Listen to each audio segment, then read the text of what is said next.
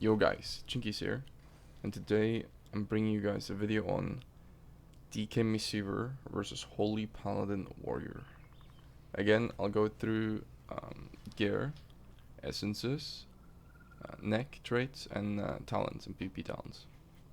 Okay, so let's get started. Gear. So warriors, my gear is a bit special. I play an Avoidance Sword, which is the biggest thing to take away from, instead of my normal sword, which has a versatility. I lose a bit of verse, but the 10% damage reduction, it's 13, but that's because I have avoidance and other pieces. And that just gives you 10% damage reduction. And when this Vita charge procs, it's 20% damage reduction to all his like sweeping strike, blade storm, like all that shit. So next essences, I play Reaping Flame, Memory, Conflict, and then the Unbound Force. So recently, at least, I've really liked Unbound Force. It gives you 6 seconds of about 85% crit chance, you guys can see. It's really nice. Basically, it gives you kill opportunities when you naturally wouldn't have them, as you'll see in the video. And PvP talents, decomposing to make his HP lower. It's just nice to give him under that kill potential. Relentless, because I'm human, obviously. Again, you can play Glider Medallion. Adaption is fine. You get disarmed a lot versus warriors. It's really annoying. And you have to kite them, but versus Paladin, he gets freedom. But your Missile can help you a lot with Ring of Peace. Razor Bomb is decent for damage. You could play something else. You could play Necrotic Guard instead of Razor Bomb. I don't think it's that good, but it's nice. Same with Necromancer Bargain. Dark Sim is also viable, but it's more like for fun, fancy stuff. And Necrotic Strike. And then PvP talents. So this row here, so Clawing Shadow, you don't really need it. You're always going to be able to hit him when you want to. All will serve. The damage it does is so little. So the Infected Claw is just like keeping it, the stacks up on the target. In case you're busy kiting or whatever, and like just getting free stacks while you kite the warrior is really nice. Even Fever, you could play Bursting Shores, but Even Fever is just nice because I still play for Gushing, and it just gives you more. Basically, the way Gushing works is that, or it's a bug with your poison or disease. Every time it ticks, has a chance to explode, and the explosion effect of it, the expiration is the same as when it expires, has a chance to give you Gushing on that damage, even though it's not an ability press, which makes it pretty broken. Asphyxia, of course, Soul Reaper, Spell Eater. You could play Wraithwalk. I like Spell Eater just because Paladin, and there's a lot of damage. Even though Warrior is all physical, he has a lot of like lethal strike procs. He could be playing Breath, so that's nice. Epidemic, the other two is fine. You could play them if you want. It doesn't really matter. And then the Holy Frenzy, because again, Blizzard doesn't want to balance the game, so whatever. Anyway, let's get to the games. Okay, so as the gates open, obviously Chains of Ice, Reaping Flame, and put your dots up. Doesn't really matter which rotation you do it in. Reaping Flame first is just more damage overall. That's why I do it. I put Chains of Ice up just to force the freedom, but generally you just get freedom, it doesn't matter. My Missile fucks up a bit here. So, like you guys can see, the way I'm playing, I'm forcing him to walk around the corner if he wants to fight me. This is just because, to make the game interesting for me, I need to be able to kill someone. So the only way I'm going to fight this warrior is if I have an opportunity of killing him. As you guys can see, the Paladin has Wings Up, Divine Favor, Freedom. I can't slow him, you know. He's just going to get away. So the only way for me to actually do anything is to get the warrior behind the pillar. So I grip him, stun him. He stuns me at the same time, as you guys will see in a second here. Kind of awkward. But I IBF it, and I just Dress Reap him. Almost kill him. I fuck up my Reap as well. Now, here I make a mistake. So, he leaps fierce. He doesn't press parry here. I think it's because he thought the Pala was playing 100% sec, which he's not, which I can see, like 2 seconds ago or something. Now, what I should have done here is pet leapt, and then pet stun the Paladin on his next cast here. You know, can't always play perfect, but he should have died here because he didn't parry, which is a big mistake on the warrior's part. Anyway, he presses Totem in a bit here, I think. I kick him here, and then he totems as I kick him. And the warrior's alive now. I can't kill him. Yes, sack. Totem. It's just going to be topped. He just holy shocks him twice there. I try to go paladin, but I don't have kick. I don't want to pet stun him because I don't think I can get bubble there. If you ringed his cast, like, obviously, so I made a lot of mistakes. But my paladin, I mean, my Missy could have done, like, he could have ringed him, stopped any cast, and we would have killed him in the opener as well. But, you know, it's just nice to at least get that close proximity of killing. It feels nice. It feels like the game is interesting. Anyways, I'm just going to hit the paladin because we're cutting the warrior because my Missy did a good ring on him. He charged into the ring. Happens. But you guys can see, like, the avoidance works a lot. It works very, very well. Like, the Bladestorm did, like, 20% damage reduction to me. So it's not only 20% damage, it's also 26% damage reduction from versatility.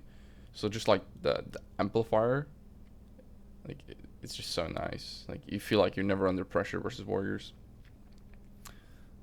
Anyway, so the game gets a little bit slow here. I'm just kind of trying to do damage, but I know that I can't kill him. Like yeah. But they're not full HP, so it is a little bit interesting. So I kicked the pal there with my pet as I enraged it about the same time. Then kicked him with Mind Freeze, get the Reaping Flame. Again, I fucked up the reset because he rallied there. I break that. He bubbles. So the pal didn't need to bubble there. The warrior overlapped parry as well, so they fucked up a lot here. And he's just going to cast Holy Lights while he's in the bubble. So Pala gets another ineffable fucking truth. Warrior uses Gnome Racial, charges me. So I'm just trying to avoid the warrior's damage by kiting him, just being annoying as possible.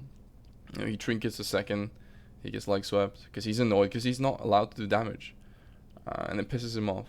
Now right here, I think I do one of the things I like to do a lot, which is kite him. I don't do. I press. So basically, if I'm behind that pillar there, I'll press Epidemic 2 or 3 times because it'll do 6k to the warrior, 6k to the paladin, so it'll do about the same as a death coil does, and you know. I can do it at a safety behind the pillar, which is just nice.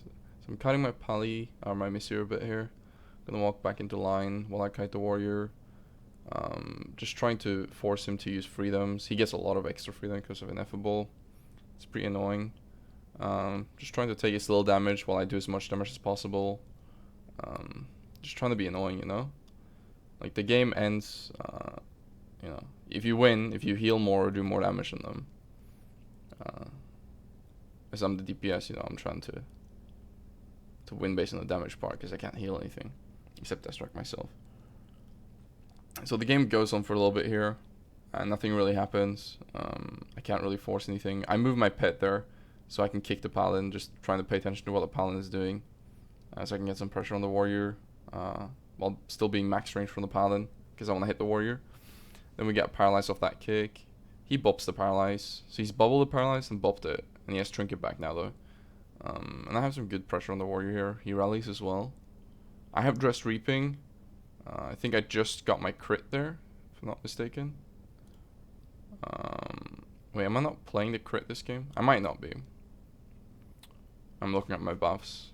So usually I play the crit, though, but it wasn't this game. But yeah, it's just trying to hold pressure as long as possible, trying to, oh, he almost died there, trying to keep the paladin on his toes so I can switch between. So like basically what I'll do, if the paladin uses the cast, you guys see he has 2 stacks, right? I want to hit the paladin when he has 2 stacks on the warrior, and also I just avoid damage. I'm gonna AMS the claw. He trinket dispels me though, which is a bit of an overlap, but you know, there's not much else to use AMS on anyway. Yeah. Forcing the Pala and the warrior to kite each other, so I get pressure. I win the 1v1 easily because of Death Strike. And the Missy is more mobile, can get in my line easier and stuff. Now my Abom is on the Paladin, which, you know, he does whatever the fuck he wants to. Abom is a bit stupid. I wish it was just like normal pets, but it's not. Chains of Ice, just trying to stay close to Paladin so I can interrupt him if I want to. D&D here, they can double Necrotic Strike. I don't really get many of them. I think I get 1. Which is barely worth it. I root him at the same time. I think I missed my kick there. Which I'm playing with 150 MS in US, so it's, you know. Disarm comes out.